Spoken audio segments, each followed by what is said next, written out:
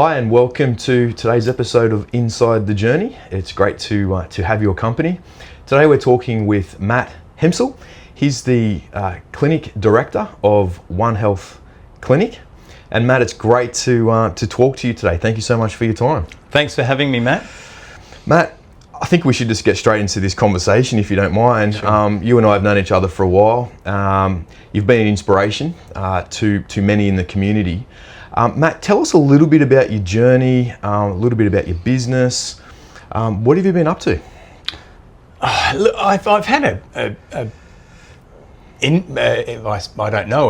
ups and downs journey, really. I didn't get straight into osteopathy. I didn't leave school, and this was my definite direction. I worked in a bank when I first left school. I then did a lot of different labouring jobs, brickies labouring, bits and pieces. I worked in a nightclub. I suppose I didn't really know what I wanted to do. Yeah. And then eventually I did a short course in personal training, and I think it was just my heart just went, this is it. This is what I've almost felt like I knew in my heart that it was a weird sense. It was felt that this was right for me. Yeah. That sort of thing, the body and everything. So I extended my studies a little bit, did a sports therapy qualification, and then practiced with that sort of stuff, rehabilitation and some hands-on things, and then that progressively led to me eventually studying osteopathy in my sort of mid-20s. Yeah, amazing. So during your schooling, primary and into high, you didn't really have a grasp on what it was that you wanted to do, but you found yourself just then trying a few things after school and when you'd finished school? Yeah, I think I did. I was all right at school. I think it wasn't really a big thing for me, but had no real direction. I went to school, I finished school in the late 80s, and I think back then it was a very strong sort of sense of you must go to university, and if you don't, you're nothing. Yeah. And it really didn't appeal to me. You know, I scraped in and graduated only just, I think. Yeah. And then drifted. I didn't know what I wanted to do. Right. You know, so did a bit of everything and eventually found my feet. And so what drew you then to the personal training when you first did that short course? Did it just spark your interest? You saw it advertised somewhere, or you knew someone that was involved in that? Yeah, I'd always been involved in AFL as a young lad, and always played at an A grade amateur level. I was never any good to hit the big time, so to speak. But I was always interested in physical fitness and things, and never had any definitive training in that. Yeah. And then someone I knew was doing a course, and I was helping, I think, them with their exams and things, and just helping test them. And as I'm doing that, I'm thinking, I actually innately know this stuff. Yeah, wow. Cool. And then that led to me then doing the course and going on from there. Yeah, amazing. So when you completed your studies, so you mentioned you're an osteopath. When you completed your study, did you then begin to work for someone, or did you go straight on your own? How did that sort of work out? Well, it started when I was doing sports therapy and personal training. The company that I learnt from eventually said to me, after I went out and practiced personal training, worked in a gym, but I also had a qualification in sports therapy, so I had a little room at the back of the gym where I did a little bit of soft tissue work, massage and things like that. Yeah, amazing. And then the company that I trained with then asked me back to become a teacher with them in teaching personal training. So I did that for a few years. And then in amongst that, I then started to do my own treatment private practice, of which, yes, I was working with someone in their business for a little while. Yeah, wow. Eventually, through that, I then studying osteopathy, was working with other people. I worked with chiropractors and physios and other osteopaths. Yeah. And then when this was in England, mind you, I suppose it doesn't really matter where you are in the world, but I happened to be there at the time. And then we moved back to Australia, and that's when I set up my own practice. I think I'd always had a dream of watching other people have their own practice and think, I think I'd like that. I'd like to be my own boss and do it myself. Amazing. So when you came to Australia, you had a dream to, I guess, set up your own practice, and we're recording in Matt's practice today, which is an amazing practice. Matt, congratulations on all the work that you've done. Thank you. What was that like for you? I mean, did you know somebody that had started their own practice before? How did you sort of go about, knowing where to open your practice, what to do, what the costings were going to be? How did you know sort of which direction to take? I didn't really. Yeah, sort of. I suppose my inspiration was from an osteopath, Graham, who I worked with in the UK. Yeah. He used to work out of his double garage in his house. He'd converted it into his own clinic. And during that time that I knew him there, he then bought a premises and then converted it into this practice, which had a wonderful gym, and other practitioners came.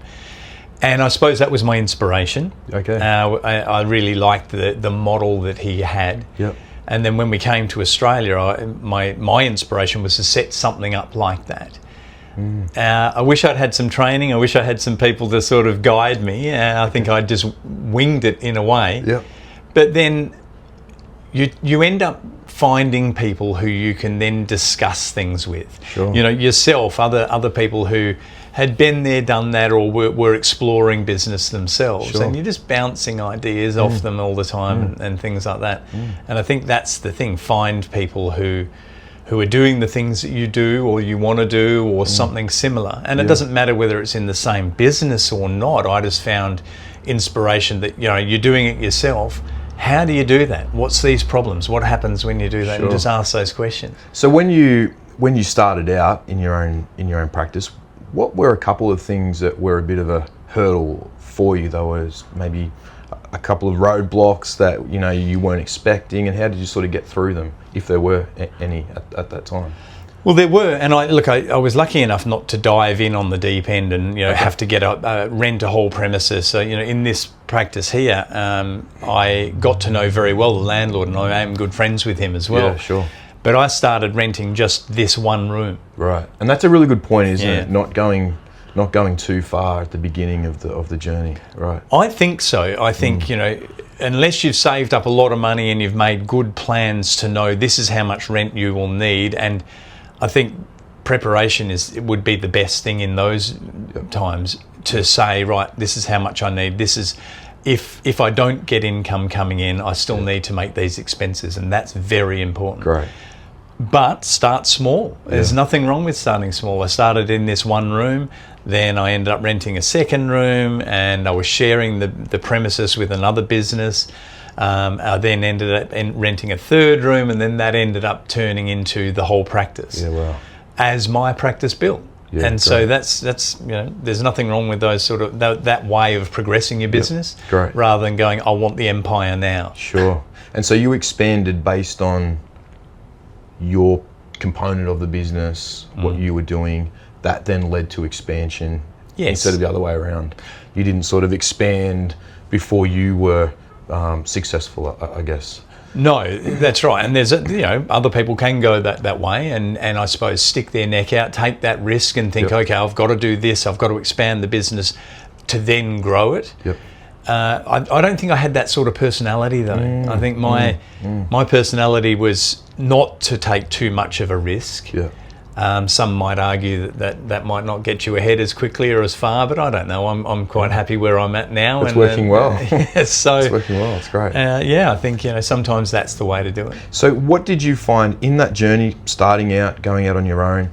What did you find was the most difficult part of that? And in what sort of time frame? Did you find the first year or the first 2 years was the most difficult, or how would you sort of, I guess, look at that now?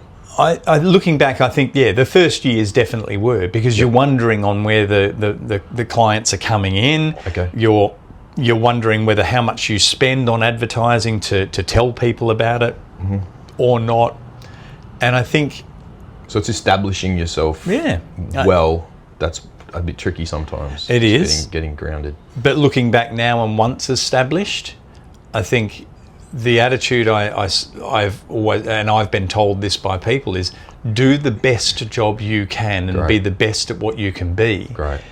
And then people will come, if it's a people business, or then the work will come one way or another. Yep. Be true to yourself, have good integrity and honest. And I think people read that and feel that, whether it's a hands-on treatment, whether it's a business that talks to people, whatever, people sense whether you're genuine. Yeah, great. And when you're genuine and you truly believe in what you do, I think people will eventually come. Yeah, and that's what I realised over those first couple of years. Yep. I'd been told that, and I'd observed that in others, in other businesses. Yep. And then people came. Yeah, great. And just on that, you mentioned about advertising and I guess developing a clientele. How did you know how to advertise? What sort of routes did you go down? Was it just straight to Google AdWords, or how did you sort of know how to navigate through the whole world of marketing and advertising? Well, funny enough, back then, we're talking, I moved back to Australia from the UK 16 years ago. Yeah. And so Google and Google Ads weren't really a big thing back then. Okay. It was a local focus magazine, and I put an advert in there. I also then, with the adverts that I did, they also offered me to write a little article for them. Mm.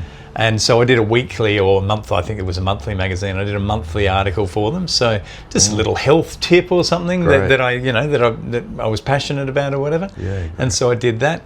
I found that helpful. I think it just put my name out, whether I got direct people from it, but indirectly I think people got to know me, got to know my logo maybe, or whatever it was. So I went around to every GP practice that would accept me, and I gave a little speech to them about what I do, how I do it. That was, I think, a very good way of getting into that realm, because doctors refer. Great. And if they like you, if you've got a good personality and you talk, I suppose, let them know that you know what you're talking about, then they remember and they would refer to you. So I did a bit of that when I first started, a bit of groundwork. Great. Amazing. So it was helpful. And so what's your approach now with marketing advertising?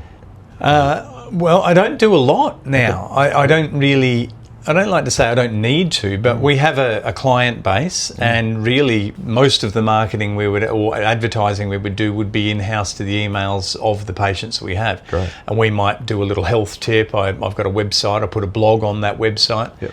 But I don't do What any is your paid website? advertising. Just www.onehealthcentre.com.au. Awesome. Okay. And so you use email, you use current clients, keep them updated, and word of mouth, I guess that's an important... Well, word of mouth, and I think that comes back to that integrity. If you truly believe in what you do, every patient that you see has faith or believes in you. Obviously, in my business, you're hopefully helping them to get better. Great. And when they do, they tell people. Yeah. And so probably the biggest thing now is word of mouth. Yep. That the business is established enough that enough people know about it. Great. And they recommend. And so now, obviously, your business, you're mentioning, is established. You have a great name around the place. Are there any challenges now that you face? And what are the goals when you do sort of gain a momentum in your business? Things are running along pretty well. What's the approach then? How do you approach it differently to when you're starting out? I think it depends. It maybe depends on your own personality again. Okay. It's like, do you want that empire? Do you want 4 clinics around, and then do you want to move into that or do that, or are you satisfied at the level where it's at? Great. And I think that depends then also on the age you are, on whether you want to keep building the practice and expanding and having many people working for you, or do you want to tone down, or do you just want to sit where it's at and keep it where it's at? Sure. At the moment, I'm very happy on where it's at. Yep. But I suppose I'm nearly 55. I suppose I'm starting to think of what will I do for the next 10 or 15 years. Leading up to. I nearly said retirement, but me and my wife were talking about that the other day, and I don't think we believe in retirement. I think if we love what you do, maybe you might tone down a little bit, but I think, I can't see myself stopping this business, and, unless my body's broken, but hopefully, looking after it, you can keep going. Amazing. What advice would you have for someone that's maybe thinking about starting their own business? or even someone that isn't quite sure where their life is heading, what would you sort of, I know there's two questions in there, but what would you sort of speak into those situations? Well, firstly, if you're not sure where your life is heading, that is so normal. I have two children. My daughter really didn't know where she wanted to be and she's only 22, but she's found her feet. Great. Eventually. Yep. And my son, though, has a direction. He's gifted in music, and he's always known. But what we've said to our daughter about that and others, that's unusual and the exception when someone has that definite direction from when they're young. Great. I think everybody else needs to find their feet. So I just say do stuff that you enjoy, and if you enjoy it, there's usually a way to make a living out of it. Yeah, great. And so if that's your passion, and then if you're not finding your feet with that, do something else. Yep. And my advice with the other part of the question about what to do about setting up or starting a business or whatever, once you've found what you want to do or you enjoy doing it, ask people, knock on doors. I remember early when I first came back to Australia, I treated someone here and they said, I live in Sydney and I'm treated by such and such, as if I might know that name. Okay. And I didn't. But apparently this gentleman was a very, you'd call famous osteopath or well-known. And so I phoned him up. I used the opening of, I've just treated your patient, just thought I'd let you know this is what I've done. Great. And do you mind if I come down and sit in with you for a day just to see what you do? And so don't hesitate to ask. Yeah, don't great. hesitate to ask to shadow someone for a day or whatever. Ask them about their business. People are happy to mentor you unofficially, even without being paid for it. I think people want to share what they do. So I think ask people and say, can I see what you're about? Yeah, great advice. And sometimes that advice is, I came out of that day with this famous osteopath with two things. One, it was great to see that he wasn't actually doing much different to what I was already doing. So that was confirming to me to say, yeah, you're doing all right. Yeah. A little disappointing in a way, because I think I went there with these high hopes that he's going to show me the way of being wonderful, and it wasn't. But those two things, really, I did learn a lot from that. And you will learn things from a positive and negative from a lot of, from just asking people. Matt, you're also, you have an entrepreneurial streak running through you. You've tried things around business and different types of initiatives, and what would you say is your trigger point that gets you to try something different? It could be, say, online training or some sort of initiative where you might teach groups and things like that. What is it that sort of sparks your interest to do something outside of the walls of your clinic and present things in a different way? What is it that sort of gets you to do that? I don't know. I don't know if I have a trigger, or it might just be an idea, and that idea might stick. Matt, that I'm also tinkering with doing online courses and things, with health courses and stuff. And that's been a rocky road. I started out and with all guns blazing did this, and it was it was semi-successful, but I wanted to tweak it, and it's been an up and down road to do that. But the idea of that and why that started, I really don't know. I think sometimes you get a spark, get an idea. Yep.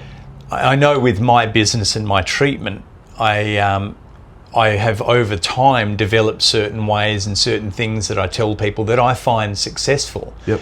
And maybe that idea of the online training was thinking, look, I can get a broader market with this. This is not necessarily, a magical idea, but it's something that I'm finding people are benefiting from. And so I might get an idea like that with my business at least. And just quickly, we're sort of coming to the end of our conversation, but how important is timing when you're trying new things in business?